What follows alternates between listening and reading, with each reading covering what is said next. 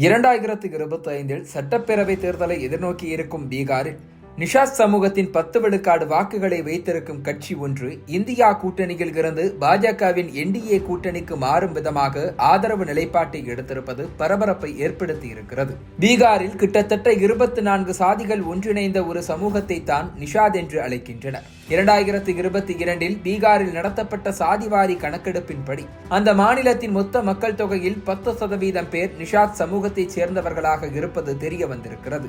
ஆனால் இந்த சமூக மக்கள் குறிப்பிட்ட ஒரு இடத்தில் மொத்தமாக வாழாமல் மாநிலம் முழுக்க சிதறி கிடப்பதால் இவர்களுடைய வாக்குகளுக்கான அரசியல் அங்கீகாரம் கிடைக்காமல் இருக்கிறது. தர்பங்கா, மதுபானி, வைஷாலி, முசாஃபர்பூர், ககாரியா என ஒரு சில பகுதிகளில் மட்டும்தான் இந்த மக்களின் வாக்கு வங்கி வெற்றியை தீர்மானிக்கும் அம்சமாக இருக்கிறது. இதனாலேயே தங்களுக்கு கிடைக்க வேண்டிய உரிமைகள் பறிபோவதாக நினைக்கின்றனர் நிஷாத் சமூக மக்கள். உதாரணத்திற்கு, இடஒதுக்கீட்டின் பலனை முழுமையாக அனுபவிக்க தங்களை எஸ்டி பட்டியலில் சேர்க்க வேண்டும் என்பது இந்த மக்களின் நீண்ட நாள் கோரிக்கை. ஆனால் இந்த கோரிக்கையை முழுதாக அரசுக்கு எடுத்து வைக்க கூட ஒரு பெரிய தலைவர் இல்லாதது பின்னடைவாக இருந்தது. இந்த நேரத்தில் தான் முகேஷ் சகானி என்ட்ரி கொடுத்தார். பாலிவுட்டில் பிரபல செட் டிசைனராக இருந்த சகானி பீகாரில் தன்னுடைய நிஷாத் சமூக மக்களின் முன்னேற்றத்துக்காக சகானி சமஜ் கல்யாண் சன்ஸ்தா, நிஷாத் விகாஸ் சங் என 2 அமைப்புகளை நடத்துகிறார். இதனால் நிஷாத் சமூக மக்களுக்கு சகானி மீது மதிப்பு அதிகம். இதை நோட்டம் விட்ட பாஜக 2014 மக்களவை தேர்தலில் தங்களுடைய குறியை முகேஷ் சகானி பக்கம் திருப்பியது. சகானி மோடிக்காக களத்தில் இறங்கி பிரச்சாரம் செய்தார். 2015 சட்டப்பேரவை தேர்தலிலும் பாஜகவுக்கான அவருடைய பிரச்சாரம் தொடர்ந்தது.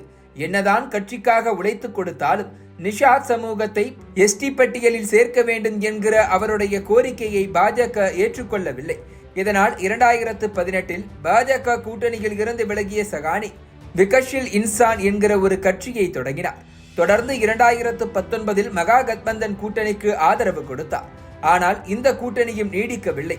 தேஜஸ்வி யாதவ் சிறு கட்சிகளுக்கு மரியாதை கொடுப்பதில்லை என கூறி கூட்டணியை விட்டு விலகி மறுபடியும் பாஜக கூட்டணியில் ஐக்கியமானார் சகானி. பின்னர் நிதிஷ்குமாரும் இந்த கூட்டணியில் வந்து சேர்ந்து கொண்டார்.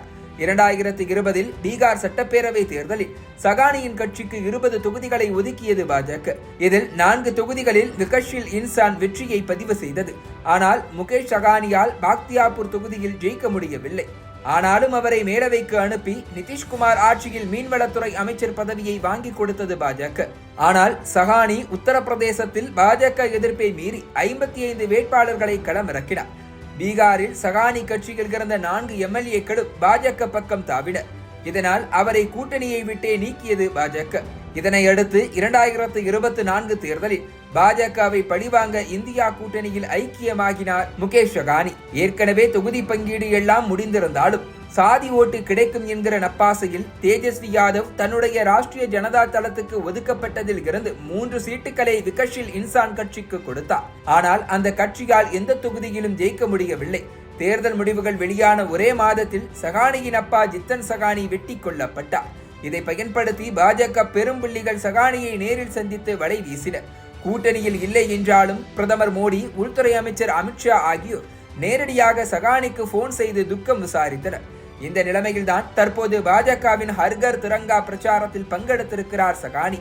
பிரதமர் மோடி கேட்டுக்கொண்டது போலவே சுதந்திர தினத்தன்று தேசிய கொடியுடன் தன்னுடைய படத்தை சமூக வலைதளத்தில் அப்லோட் செய்திருக்கிறார். அவருடைய இந்த நடவடிக்கை மீண்டும் பாஜக பக்கம் சாயப்போகிறாரா என்கிற சந்தேகத்தை ஏற்படுத்தி இருக்கிறது.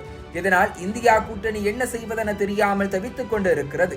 ஏற்கனவே பிரசாந்த் கிஷோரின் ஜன்சுராஜ் கட்சி பீகாரின் அரசியல் களத்தில் என்ன விளைவுகளை ஏற்படுத்தும் என கணிக்க முடியாத நிலையில் நிஷாத்களின் விகஷில் கட்சியும் விலகுகிற மனநிலையில் இருப்பது இந்தியா கூட்டணிக்கு கலக்கத்தை ஏற்படுத்தி இருக்கிறது.